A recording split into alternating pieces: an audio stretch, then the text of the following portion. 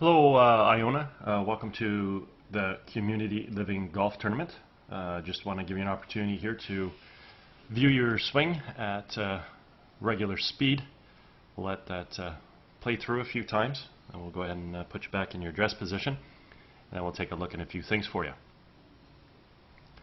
So while we got you back here in your dress position, let's first of all just take a look at your setup. Posture looks pretty good. Spine is straight on a tilt. Legs come down in a nicely unlocked position. Arms hang down nice and naturally and out in front of you. Club works out to the ball, so achieving some pretty good posture here in association with some good balance. Next thing we want to observe has to do with your alignment. You see your feet are in a closed position, aiming out here. Theoretically, your club face is supposed to run parallel to your feet.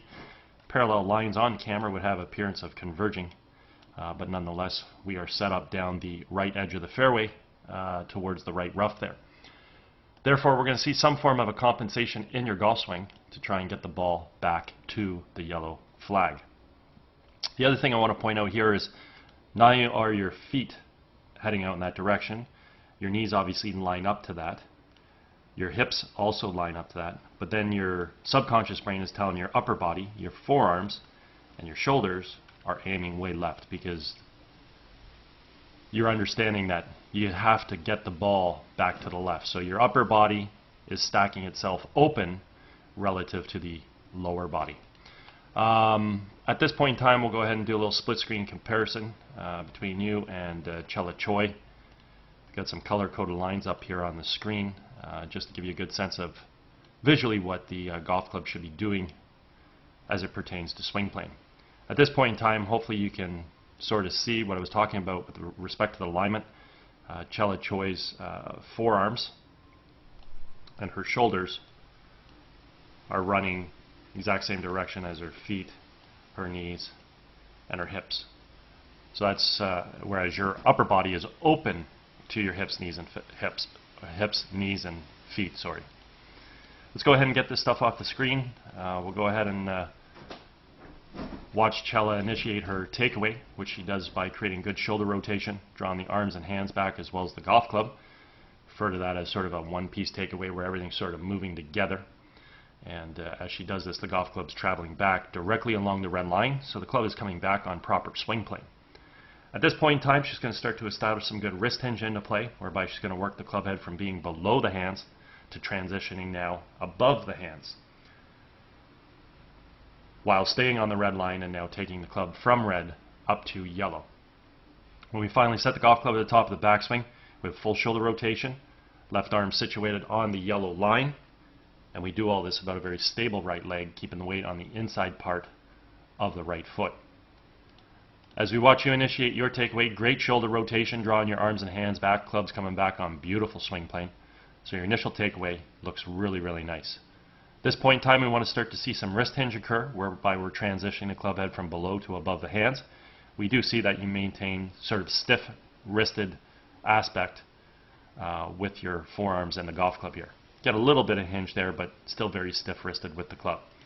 As we continue to take the golf club back, you're still turning, you're starting to stand up out of your posture a little, still haven't created any wrist hinge.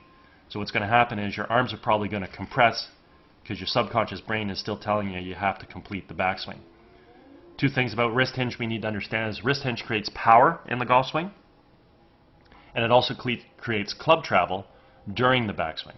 So if we don't create wrist hinge, we don't create enough club travel, and then what ends up happening is your arms end up compressing and swinging too far because your brain is still telling you have to get the golf club back parallel to the ground, per se. So you can see there the compression of the arms and an overswinging compression to get the golf club back where you think you need to get it to. So you can still get the club here, but we want to get it there through creating wrist hinge, not by breaking the arms down. The other thing we need to do during your backswing is we got to create a rotational aspect off of the tilted spine. Right now, you've stood right up out of your posture. So at this point in time, your spine's basically almost at 90 degrees here, but it didn't start there. Notice your spine is on a tilt. So you should learn how to create that rotation, maintaining that spinal axis, not standing up out of the shot and breaking the arms down. So we can see with Chella Choi, her spine is there. Where was she at address? Well, exact same position. There's the rotation, we maintain the axis. Anyways, as we create our transition back into the golf ball, simply want to move our weight from our right foot to our left, fire our knees and our hips to the target, unwind the core and fire the hands, and in doing so we need to bring the golf club from yellow back down on top of red. And that's exactly what we see here. We see the club returning back to plane. The other thing we want to observe at this point in time is the relationship between the lead form and the golf club. I refer to that as backwards check mark. It simply means that the club head right now is remaining above and behind the hands, and therefore we're retaining angle, and this is what's going to allow us to create a lot of power in our golf swing, let alone getting the club to return back to plane as we already mentioned, which is going to allow us to hit a straight golf shot relative to our alignment. Go ahead and watch you create your transition back into the ball. Drop your hands and arms really, really nicely. That's excellent. At this point in time, let me actually back it up one frame. We could take a look at your lead forearm and your golf club and say, hey, you know what, we're retaining angle, so that's great. Club head's still above and behind the hands. As we keep on coming into the golf shot, we just want to pay attention to the club head. It should come into the ball directly camouflaged by this red line. We can see Chella Choi sneaks a little bit underneath it all the way back into the ball. So she's actually attacking the ball a little too far from the inside. But for simplicity's sake, we can just pretty much say she's coming into the ball from an on-plane position. If she has a good grip, the club face will square up and she'll hit the ball straight in accordance to her alignment because she's swinging the club down on proper plane. With you as we come in, we can see the club dropping underneath, so you actually drop your club considerably more underneath the swing plane than she does. If we were to connect the dots, we can sort of get a sense of that descending plane, which is coming from too far inside. Now the one thing is that if you're going to make an error outside versus over the top, we'd rather be on the inside. At this point in time, we can take a look at the path of the club. Club head's inside the ball, expands out, makes contact. Club then moves through, nice natural subtle arc, and whoop, your club head's pretty much doing the same thing. So it expands out to the ball, moves through, nice subtle arc. Now if we go back to your address position, again we had stipulated your alignment was set up to hit the golf ball out to the right. You're swinging the club down from the inside on plane. The club swinging on that yellow arc. We're trying to get the golf ball back over towards the center of the fairway. So the only way for you to do this is to severely get the club face to close through impact.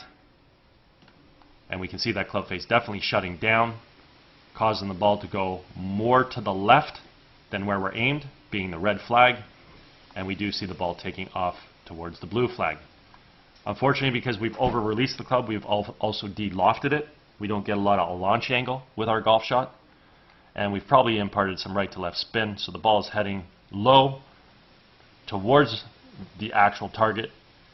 And then it's probably going to continue to move a little bit left because we've imparted right to left spin. As you carry yourself through, you carry yourself through to a pretty good finishing position here, almost getting up on your right toe. Hips and shoulders are squaring around. Create a little bit more footwork with that right foot, as we see with Chella Choi. She's up off her heel through impact. Watch the continued activity now of that right heel, coming fully off the ground, up on the toe of the right foot. Therefore, at this point in time, we can count all the spikes in the shoe. She gets all her weight on her left side. Left leg posts up, hips square around. She maintains that spinal tilt. Hands are high, clubs back and behind us. Again, we can see with you, that spine's starting to fall over in this direction. So we still want to have some resemblance of a spinal angle in this direction where we started. We want to create a little bit more footwork so we get all our weight on our left side. We want to stand up a little taller on that left side as well, and probably get the hands just a little higher and try and get that club back in behind you a little bit more too. Overall, looking at your golf swing, you've got some nice athletic ability with your hands. Your hands come back and they fire through nicely. You coil back, uncoil through nicely. You've got some footwork that allows you to get through pretty much to almost a full finish.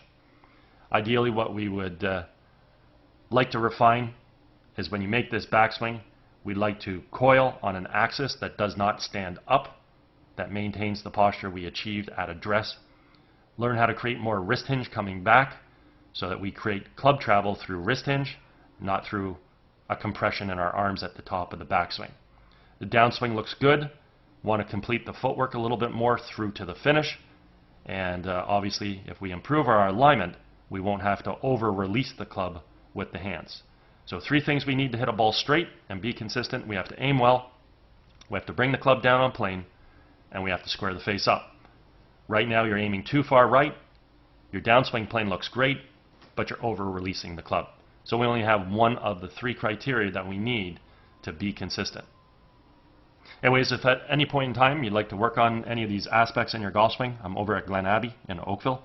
Be happy to work on your game with you.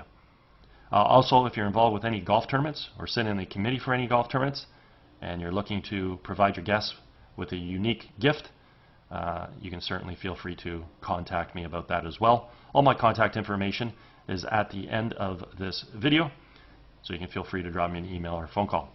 Anyways, hope you had a great day. Hope you enjoyed getting an opportunity to see your swing on video. Hope you have a great summer, and maybe we might hear from you. Take care.